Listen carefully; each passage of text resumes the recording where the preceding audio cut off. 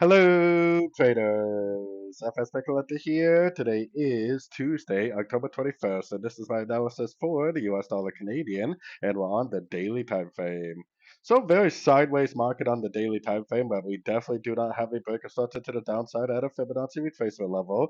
Definitely do not have a significant lower high. We really don't even have like a big engulfing move down. So, unfortunately, the trend is definitely still up, and we would definitely still be looking for longs in an uptrend.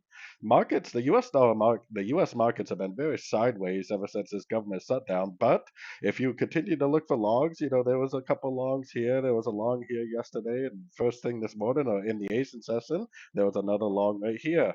Now it kind of looks like the shape of an ABC crescent, like I was saying yesterday. Yesterday, I was saying that this might just end up making a pullback and continuing up, which is exactly what happened.